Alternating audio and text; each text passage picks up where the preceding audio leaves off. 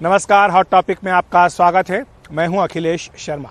हम शुरुआत कर रहे हैं ईडी की खबर से, जिसने आज जम्मू कश्मीर बैंक फंड मामले में जम्मू कश्मीर के पूर्व मुख्यमंत्री उमर अब्दुल्ला से पूछताछ की है। ये पूछताछ यहां दिल्ली में हुई है और वित्तीय अनियमितताओं के चलते जम्मू कश्मीर बैंक जांच के घेरे में है।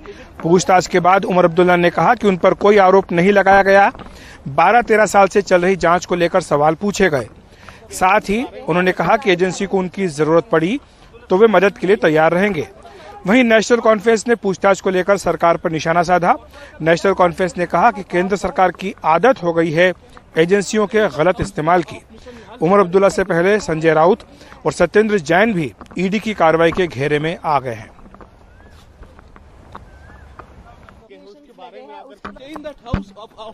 गुरुवार को ईडी की टीम ने जम्मू कश्मीर के पूर्व मुख्यमंत्री उमर अब्दुल्ला से पूछताछ की। मामला जम्मू कश्मीर बैंक फंड घोटाले का है। पूछताछ के बाद उमर अब्दुल्ला ने कहा कि उन्हें 12-13 साल पुराने मामले में बुलाया गया। किसी तरह का इन्होंने इल्जाम नहीं लगाया। एक ऑनगोइंग इन्वेस्टिगेशन, कोई 12-13 साल पुराना जो मामला है, उस सिलसिले में जो इनकी इंक्वायरी चल रही है, मेरे ऊपर यहाँ किसी ने कोई इल्जाम नहीं लगाया। मुझसे पूछताछ की गई, मैंने सवालों के जवाब दिए।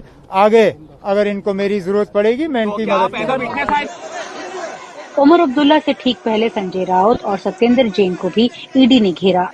विपक्षी नेताओं की एक बड़ी सूची है जिनके खिलाफ ईडी ने केस दर्ज किए हैं या जिनसे पूछताछ की है। इनमें महाराष्ट्र में एनसीपी और बंगाल के टीएमसी से लेकर दूसरी पार्टियों के कई नेता हैं। लेकिन ईडी की जांच के नतीजे क्या रहते हैं? 2002 में मनी लॉन्ड्रिंग रोकने का कानून बनने के बाद से अब तक ईडी ने 4700 मामले दर्ज किए हैं, जिनमें 313 लोगों को गिरफ्तार कर चुकी है। लेकिन सच ये भी है कि ज्यादातर ये मामले सिर्फ जांच तक ही सीमित रहते हैं, कोर्ट तक नहीं पहुंच पाते और अगर पहुंचते हैं तो साबित नहीं हो पाते। अभी तक सिर्फ 9 मामलों में सजा हो पाई है, यानी ये 0.2% से भी कम है। इसका मतलब ये है कि ईडी की जांच ज्यादातर बस लोगों को परेशान करने के काम आ रही है। विपक्ष का तो यही इल्जाम है कि ये तो हमारे मुल्क के लिए बहुत खतरनाक है। अगर ऐसा होता है कोई भी डिपार्टमेंट हो गवर्नमेंट का और कन्विक्शन रेट जो है इतना नीचे अगर गिर जाता है, इसका मतलब बेबुनियाद लोगों को गिरफ्तार किया जाता है। ये भी गलत बात है।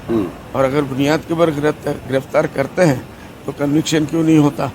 तो ये सब चीजें सोचने की है और गवर्नमेंट को इसके ऊपर ध्यान देने की जरूरत है। ईडी अपने खुद के आधार पर मनी लॉन्ड्रिंग का केस जो है वो रजिस्टर नहीं कर सकती। वो दूसरी जांच एजेंसियों के केस को आधार बनाकर ही आगे बढ़ सकती है। ऐसा भी कई बार हुआ है कि जो उसके मामले में विटनेस हो, वो दूसरे किसी एजेंसी के मामले में आरोपी जो है वो बनाया गया है, जिसके चलते उसे बहुत दिक्कतों का सामना करना पड़ता है। उसका ये भी कहना है कि कई मामलों में वो अपनी चार्जशीट जो है वो कोर्ट में दायर कर चुकी है, लेकिन कोर्ट जो है वो संज्ञान नहीं ले रही है। नई दिल्ली से कैमरा पर्सन अशोक महाले के साथ नीता शर्मा, एनडीटीवी इंडिया के लिए। और वहीं ईडी महाराष्ट्र में शिवसेना सांसद संजय राउत के खिलाफ भी कार्रवाई कर रही है, जिससे तिलमिलाई ठाकरे सरकार ने अब बीजेपी नेता किरीट सोमैया पर शिकंजा कसना शुरू कर दिया है। दरअसल संजय राउत ने एक आरटीआई के आधार पर किरीट सोमैया पर आरोप लगाया था कि उन्होंने आईएनएस विक्रांत के लिए चंदे में गबन किया। अब महाराष्ट्र में किरीट सोमैया और उनके बेटे के खिलाफ एफआईआर दर्ज कर ली गई है। शिवसेना के मंत्री और नेताओं पर भ्रष्टाचार का लगातार आरोप लगा रहे बीजेपी नेता किरीट सोमैया अब खुद घिर गए हैं।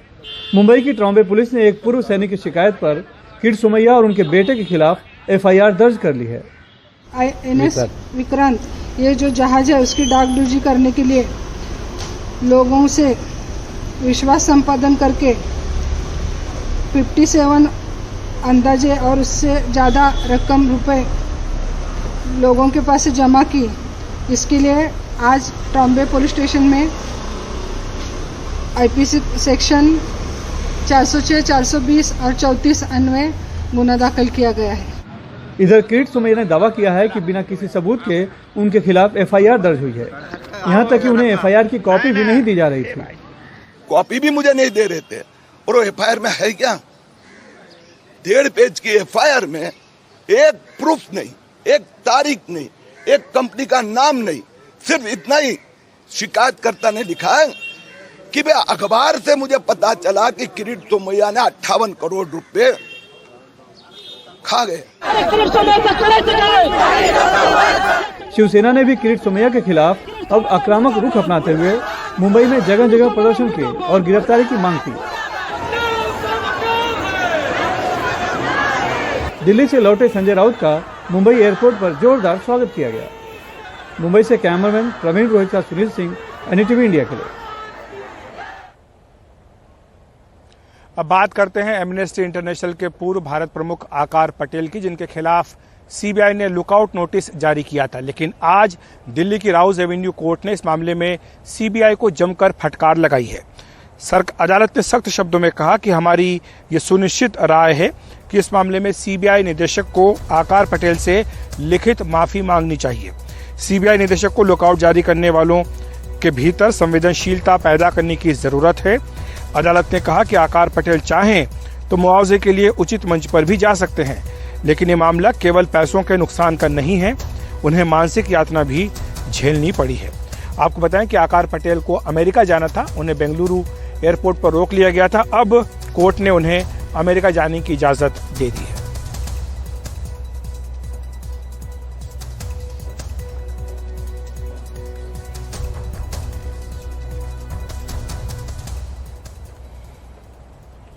अब बात करते हैं योगी सरकार के दूसरे कार्यकाल की, जिसमें बुलडोजर ने जबरदस्त रफ्तार पकड़ ली है।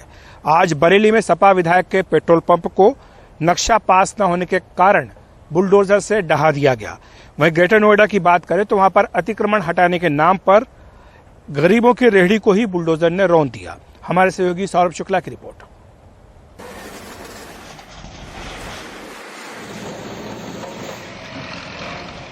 यूपी के बरेली में भोजीपुरा से सपा विधायक सहजील इस्लाम के पेट्रोल पंप पर बीडीए का बुलडोजर चल गया है। गुरुवार को बरेली प्रशासन की टीम सुबह 11 बजे सहजील इस्लाम के पेट्रोल पंप पर पहुंच गई और उसे ध्वस्त करने लगी। जिस समय ये पेट्रोल पंप ध्वस्त किया जा रहा था, उस वक्त भी लोग यहाँ पेट्रोल डीजल भरवा रहे थे। सभी को वहां से रोक कर हटाया गया और फिर बुलडोजर चल गया। इनको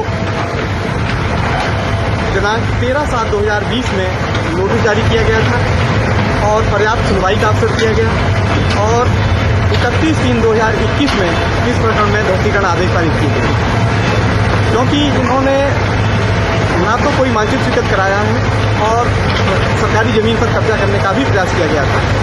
स्थानीय पुलिस दल के सहयोग से और प्राधिकरण स्टाफ की मौजूदगी में समस्त अवैध निर्माण ध्वस्त किया गया।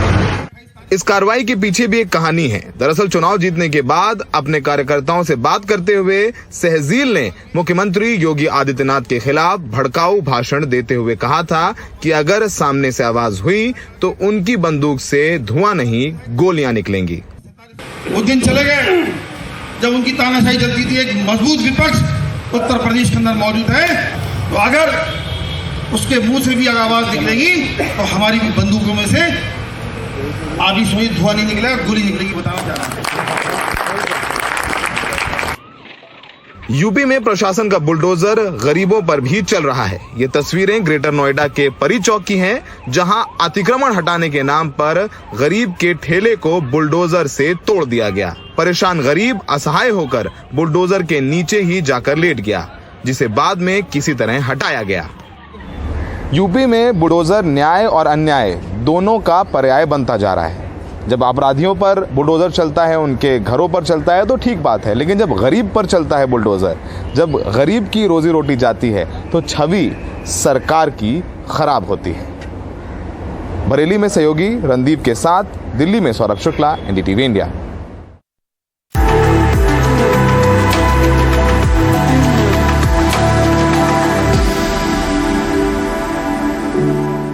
अब बात करते हैं पड़ोसी देश श्रीलंका की, जहां लगातार बढ़ रही महंगाई, पेट्रोल, डीजल, गैस और खाने के सामान की कमी के कारण हालात बेहद खराब हैं।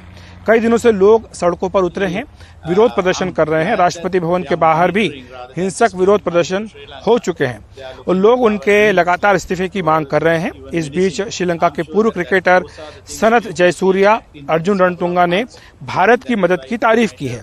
जयसूर्या ने कहा कि पड़ोसी और बड़े भाई होने के नाते भारत ने हमेशा हमारी मदद की। वहीं अर्जुन रणतुंगा ने कहा कि अब तक के सबसे खराब आर्थिक संकट से बाहर निकालने के लिए मदद करने में भारत का शुक्रिया।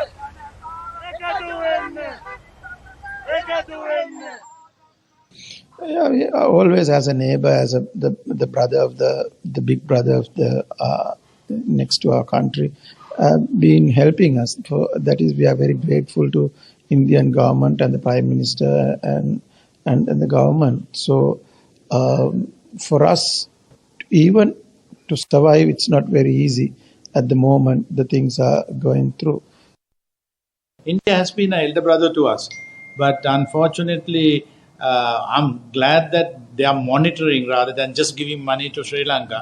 They are looking at our needs like petrol, even medicine.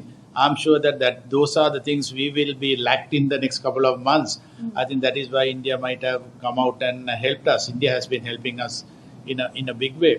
But my major worry is, like, I don't want it to be a bloodbath. That is, I am very, very scared. I don't want people to start another war, which we suffered for 30 years. और hot topic में इतना ही। देखते रहिए NDTV India.